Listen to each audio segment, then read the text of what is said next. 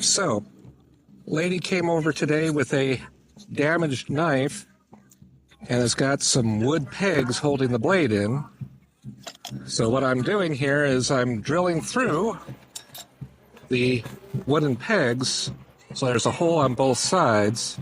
And what I'll do later is I'll take a piece of copper, put it through, and I will basically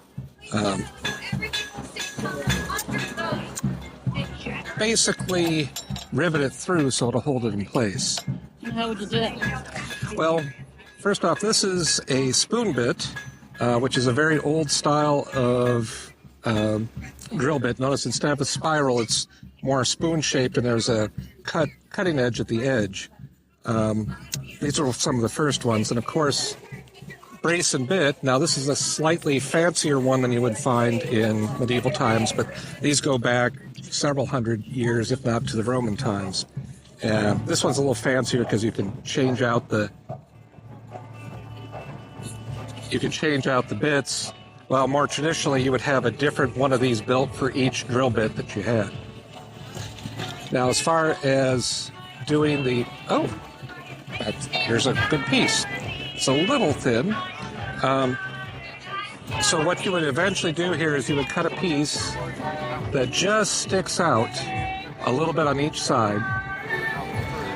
And you basically set this up here, and where is the hammer? Up. You use a hammer like so, and you'd hammer each way to kind of slowly spread out the head. And once it got spread out enough, you then use a peening hammer. This is why they call them ball peen. And you would then smooth it out and round it out, and that way the rivet will help hold it in place. And cut the copper to the right length. But, doing repairs, very common thing you'd have to do. I've had the rivet in here for a few minutes. And let's see if, hey, I found it first time.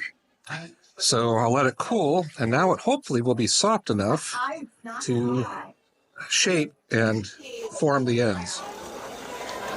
You strike this to spread it this way and this way in kind of an X. Once I get it spread enough, I'm going to use the ball peen hammer to kind of dome it, and then I'll do the other side, and hopefully that will work. My dad just started home smithing.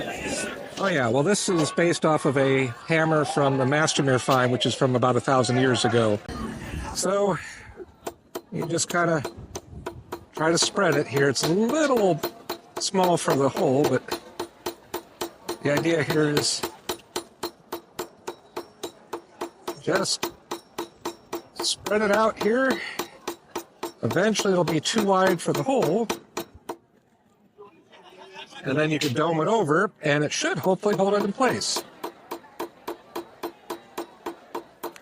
But yeah, I had to put it in the fire because the copper was a little hard.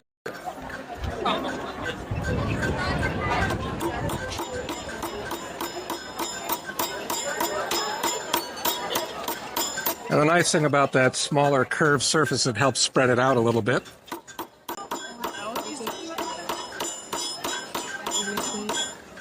Just about ready to dome it. The machine does it. It stretches it out, and then well, her foot is doing the machine, but it stretches it out. You can ask her how it's doing other.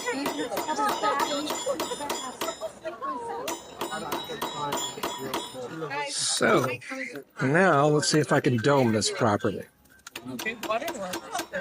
Now, this is a tiny little hammer, so this will take a while.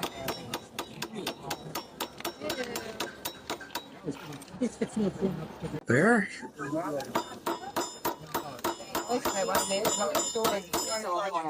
Wish I was a little bit more precise. I'm digging up the wood a little bit, but I don't think she'll mind.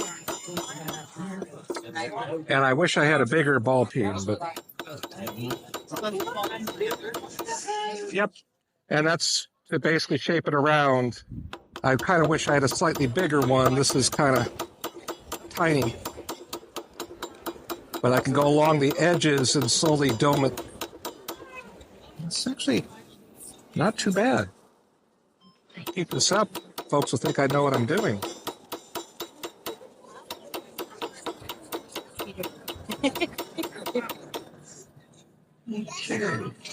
Just a little bit more along the outside edges here. And that way you get a little bit more of that dome shape.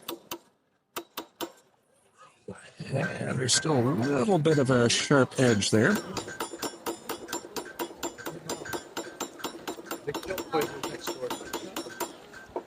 And